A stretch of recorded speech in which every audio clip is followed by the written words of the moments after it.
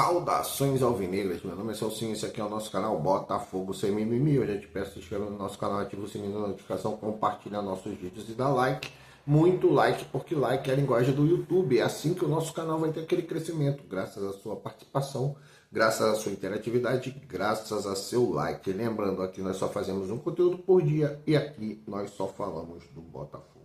Hoje é domingo, dia 14 de setembro, e nós estamos aqui para dar continuidade aos nossos vídeos. Hoje é o nosso vídeo pré-jogo. Isso mesmo, nosso vídeo pré-jogo, porque hoje o Botafogo vai enfrentar o São Paulo lá no estádio do Morumbi, né? Agora tem esse negócio, Morumbi. A gente vai ser sempre Morumbi.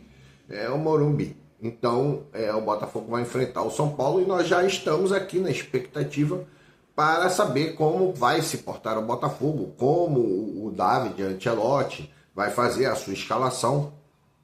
Você sabe que aqui nós damos sempre a escalação do canal. Não é provável escalação, não é furo, não é bastidores, não é nada. É a nossa escalação. Como nós do canal gostaríamos que o Botafogo entrasse em campo para esta partida.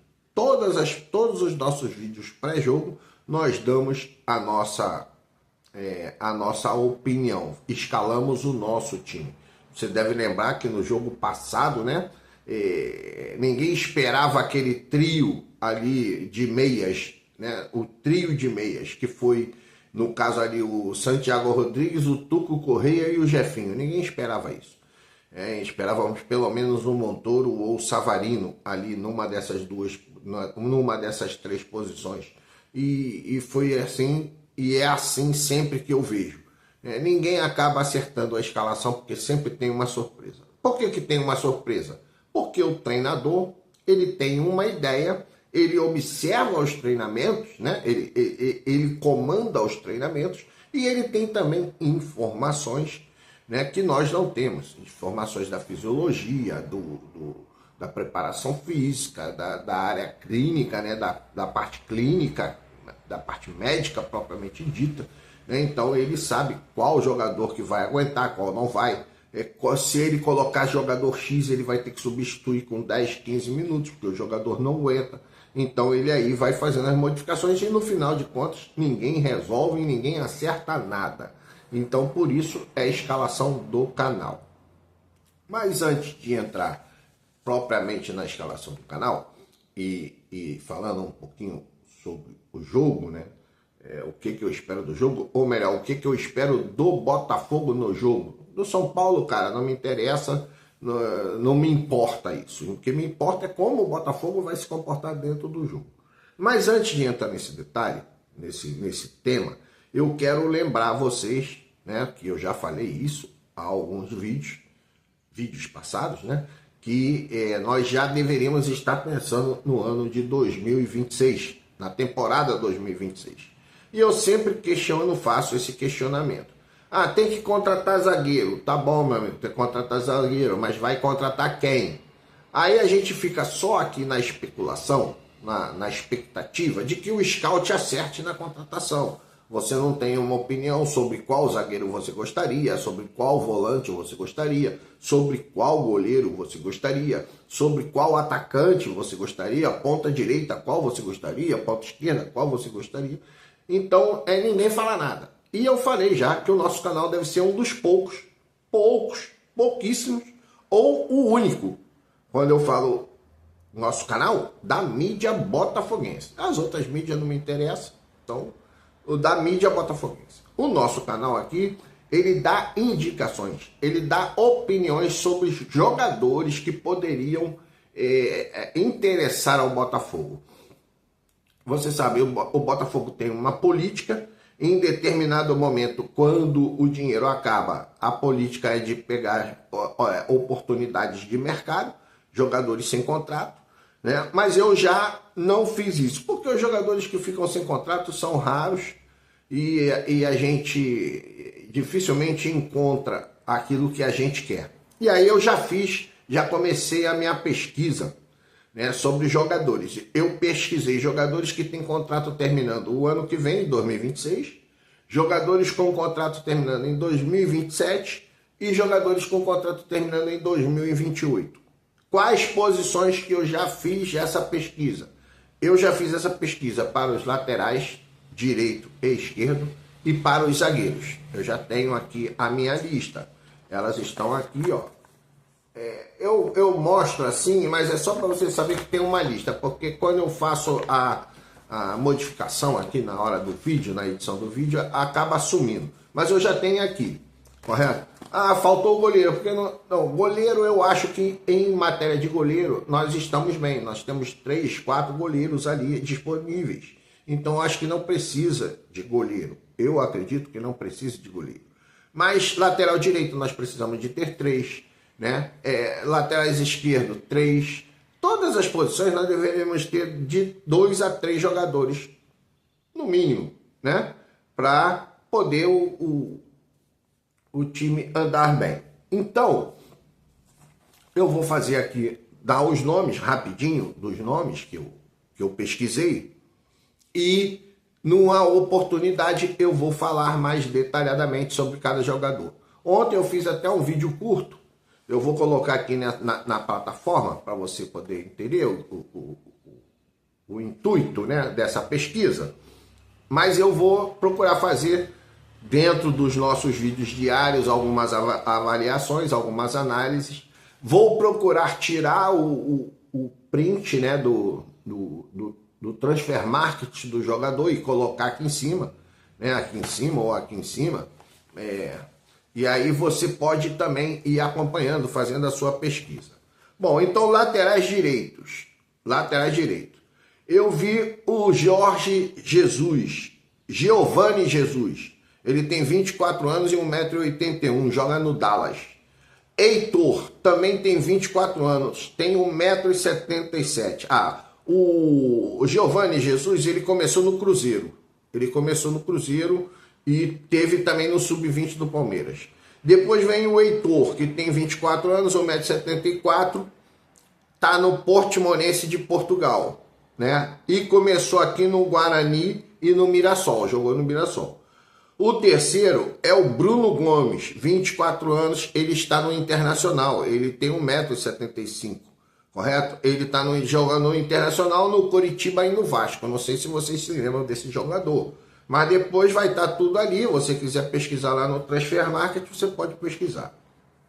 Depois do Bruno Gomes, tem o Calegari. Vocês se lembram do Calegari do Fluminense, aquele jogador do Fluminense? Ele tem 23 anos e está no Eyüpspor. Deve ser lá da Turquia, lá daqueles lugares lá.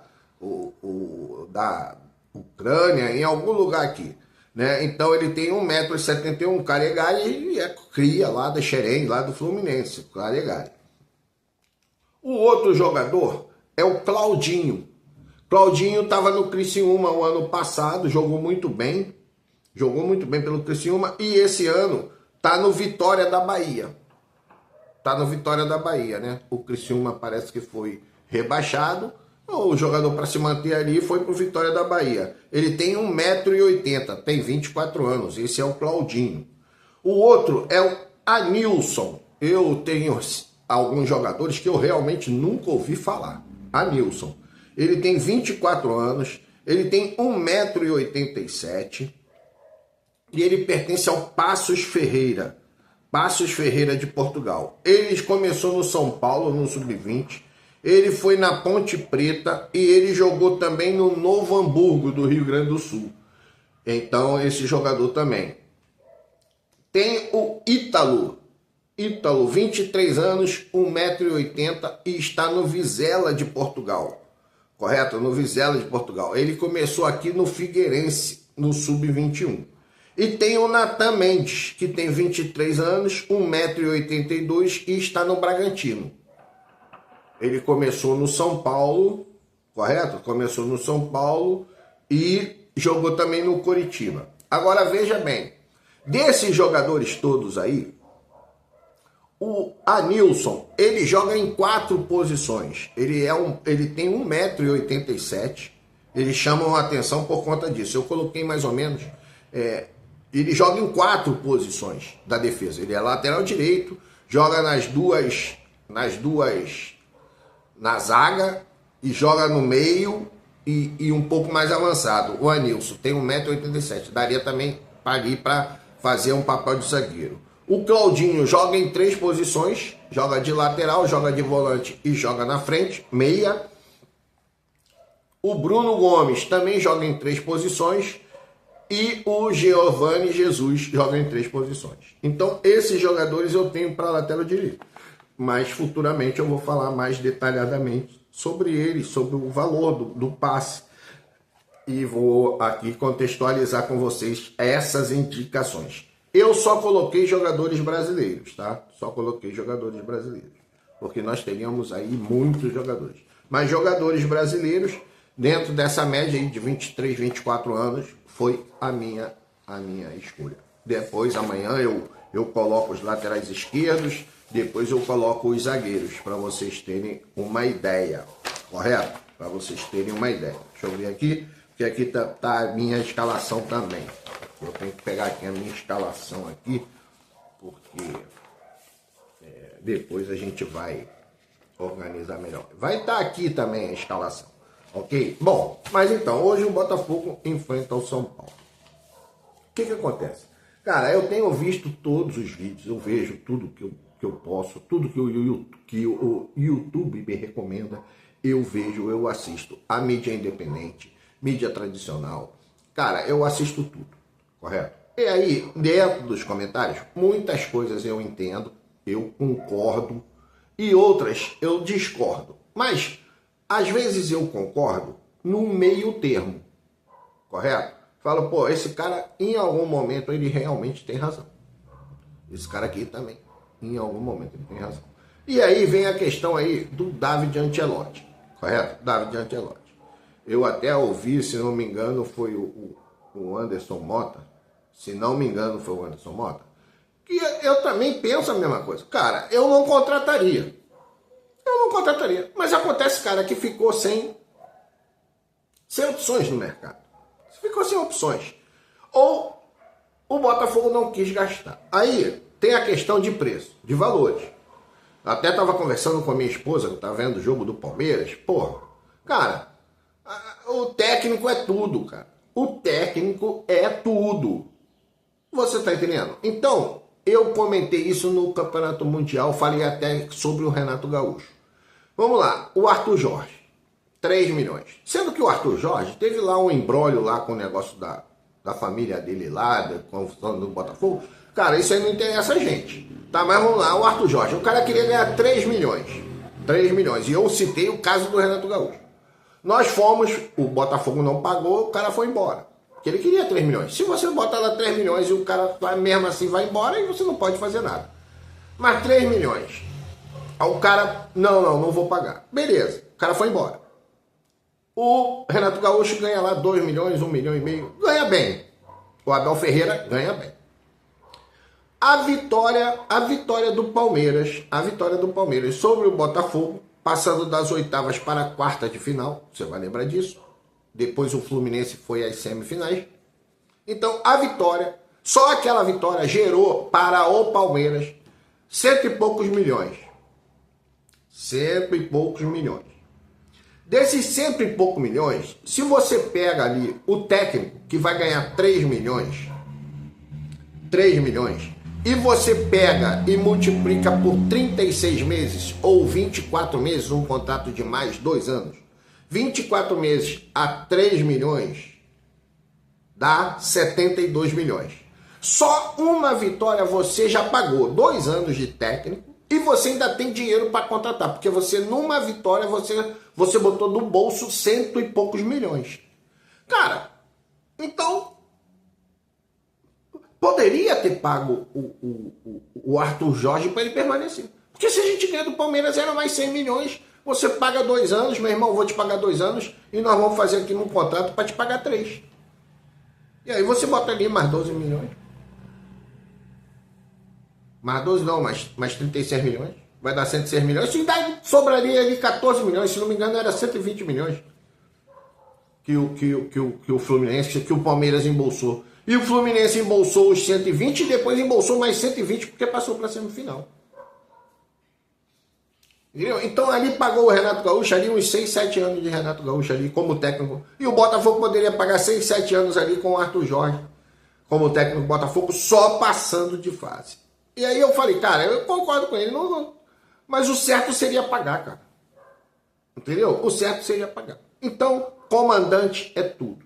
E realmente o David Ancelotti, ele tem tudo para ser um excelente técnico, mas ele não tem a experiência. Não tem a experiência do comando. Né? Aí comentaram sobre a diferença do Felipe Luiz. Cara, o Felipe Luiz teve a mesma trajetória do David Ancelotti, né? Com palestra, com curso, com tudo, mas ele teve a experiência de ser jogador. O David Ancelotti não. Então, dentro desse aspecto. Aí tem o aspecto do elenco, né, cara? O tempo que ele teve ali para treinamento, pelo jogo contra o Vasco, deu para ver que o time não entendeu ainda. Não entendeu. Não se aprimorou. Os jogadores não se aprimoraram. Na finalização, no último passe, nas transições, não se aprimoraram. O único setor que ainda continua firme no Botafogo é a defesa. É a defesa. No jogo contra o Vasco, o Nilton não jogou bem, o Marlon Freitas não jogou bem. Não jogaram bem. Santiago Rodrigues não jogou bem. Quando eu digo não jogou bem, não jogou bem a ponto de fazer a diferença. E também volto às palavras de um desses canais. O Botafogo não tem um jogador decisivo. O decisivo é aquele que vai fazer. Correto? Aquele que vai fazer. Não tem, o Botafogo não tem. Correto? Então, isso falta ao Botafogo, ainda falta ao Botafogo. Mas o que eu espero hoje, cara? O que eu espero é que o time, primeiro, tenha passado por cima da tragédia da eliminação, né? Psicologicamente, animicamente, o time esteja modificado, transformado, para melhor, né? Para melhor. Eu espero que entre realmente com a defesa ainda compacta, com a defesa... podemos ter modificação, mas eu não entro no detalhe de modificação. Temos jogadores que não foram relacionados, como é o caso do Arthur Cabral, né? Arthur Cabral não foi relacionado. Tem outros ali que não foram relacionados, eu agora não me recordo bem. O Cuiabano volta a ser relacionado. Mas aí nós temos a nossa escalação, a escalação do canal. Como eu falo para você, não tem provável escalação, não tem nada a dizer. Escalação minha, dentro daquilo que eu vi como relacionados. Eu vou colocar aqui também os relacionados e depois vou colocar a minha escalação, a escalação do canal. Então, qual é a escalação? Neto, Vitinho, Caio Fernando Barbosa e Alex Telles, Danilo e Marlon Freitas, Santiago Rodrigues, Savarino, Montoro e Cris Ramos. Esse é o meu time. Cara, força máxima, não tem mais o que conversar. Não tem mais o que conversar, não tem mais o que poupar, a não ser que não tenha realmente condições. E essas informações nós não temos. Quem tem é o staff, né, do futebol do Botafogo, é o técnico e os seus setores. Né? Mas, então, não tem como, cara, você agora dizer que você está fazendo rodízio do elenco para poder ter minutagem, vai controlar minuto, não tem que controlar nada, cara. Força máxima o tempo todo dessa rodada até a última. São 17 rodadas, então força máxima. Mas realmente, por exemplo, o Arthur Cabral, a gente sabe que ele está sacrificado, né? Arthur Cabral está sacrificado. Então, dentro disso, eu faço a minha escalação. Vou repetir para você. Neto, Vitinho, Caio Pantaleão, Barbosa, Alex Telles, Danilo, Marlon Freitas, Santiago Rodrigues, Savarino, Montoro e Cris Ramos. Essa é a escalação do canal. E nós vamos aguardar São Paulo e Botafogo hoje à noite e vamos torcer, lógico, para o Botafogo sair vencedor. Ok? Então esse é o nosso vídeo pós-jogo. Mais uma vez eu vou repetir. Neto, Vitinho, Caio Pantaleão, Barbosa e Alex Telles, Danilo, Marlon Freitas, Santiago Rodrigues, Savarino, Montoro e Cris Ramos. E aí eu te mando aquele abraço, saudações alvinegras.